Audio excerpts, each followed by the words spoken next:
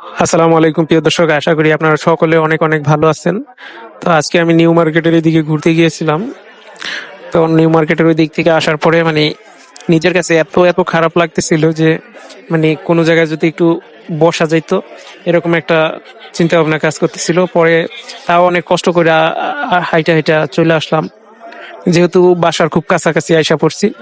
তো যখনই আমি এই মসজিদের সামনে আসি, তখনই দেখি যে শরবতের দোকানটা দেখার পরে আমি ভাবলাম যে শরবত খাবো কি খাবো না, খাবো কি খাবো না, এটা চিন্তা ভাবনা করে একটু সামনের দিকে আগে গেলাম। পরে ভাবলাম যে না, যাই হোক, একটা শরবত খাওয়া যায়। পরে একটু পিছনে ফিরে আইসা একটা লেবুর শরবত নেই। লেবুর শরবতটা খাওয়ার পরে মোটামুটি ভাবে নিজেকে একটু রিল্যাক্স ফিল করলাম, ভালো লাগলো নিজের কাছে। পরবর্তীতে চিন্তা ভাবনা করলাম যে আরেকটা শরবত নেওয়া যায়। সেটা কি শরবত, পরে জিজ্ঞাসা করার পরে বললো যে আমি লেবুর শরবত বিক্রি করি আর দধির শরবত বিক্রি করি। পরে বললাম যে আমাকে একটা দইয়ের শরবত দেন, দধির শরবত একটা খেয়ে দেখি কিরকম লাগে। তো এখন আমার জন্য একটা দইয়ের শরবত বানাইতেছে, দেখতেই থাকুন।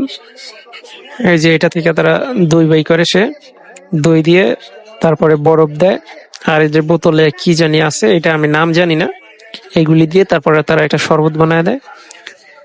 এই যে বানাইতেছে, দেখুন কিভাবে দই দিয়ে বরফের ভিতরে চামচ দিয়ে লাড়ে, আর কি কি মেডিসিন দেয় সেটা আমি জানি না নাম, তবে এইভাবে তৈরি করা হয়, কয়েক প্রকার মেডিসিন দেয়।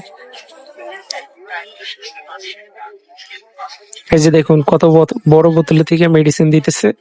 এই মেডিসিনের নাম জানিও না আমি, আর তা থেকে আমি জিজ্ঞাসাও করিনি।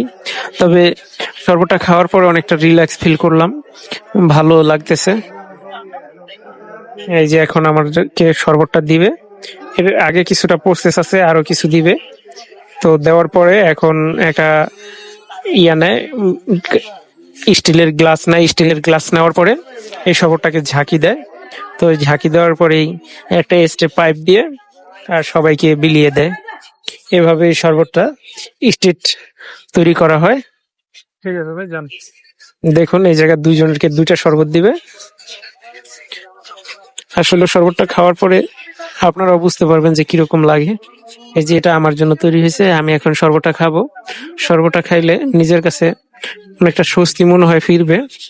এই যে দেখুন আমি শরবতটা খাইতেছি, আর এই যে পিছনে যে ছেলেটা বসা আছে, এটা শরবত যে বানায় এই ভাইয়েরই ছেলে। সেও এই জায়গায় আবার লেবু বিক্রি করে, তো এই জায়গায় বসে আছে গাড়ির উপরে। তো আমি শরবতটা খাইতেছি, আর ক্যামেরায় যে কোন ফাঁকে এই ছেলেটা ভালোভাবে উঠছে সেটা আমি ওরকম ভালোভাবে খেয়ালও করি নাই। আসলে ঢাকা শহরে আপনি যখন আসবেন আপনার কাছে অনেক ক্লান্ত মনে হবে অল্প একটু জায়গা হাঁটলেও। যদিও আপনি গ্রামে থাকেন, এত থেকে বেশি, এই জায়গা থেকে বেশি পরিমাণে জায়গায় আপনি হাঁটাচলা করলেও অতটা ক্লান্ত হবেন না। শহরে আসলে যেরকমটা হয়ে যাবেন, ক্লান্ত হয়ে যাবেন খুব তাড়াতাড়ি আমার মনে হয়। যেহেতু আমি হয়েছি, সবার ক্ষেত্রে হয়তো একরকম হইতে পারে না। শরবতটা খাওয়ার পরে অনেকটা ভালো লাগলো, ঠান্ডা ঠান্ডা। ক্লান্ত অবস্থায় তো খেয়েছি, এর জন্য একটু ভালো লাগছে বেশি। তবে আপনারা যখন ঢাকা শহরে আসবেন, যদি একটু ক্লান্ত অনুভব করেন, তাহলে আপনারা শরবত খেতে পারেন। ঢাকা শহরে অলিতে গলিতে প্রায় সব জায়গাতে এই শরবতটা পাওয়া যায়। আশা করি আপনারা যখন আসবেন তখন এই শরবতটা খাবেন। আর ভিডিওটি যদি ভালো লাগে, আপনাদের কাছে একটু অনুরোধ রইল, চ্যানেলটাকে একটু সাবস্ক্রাইব করে দিবেন, ভিডিওতে লাইক কমেন্ট করে দিবেন।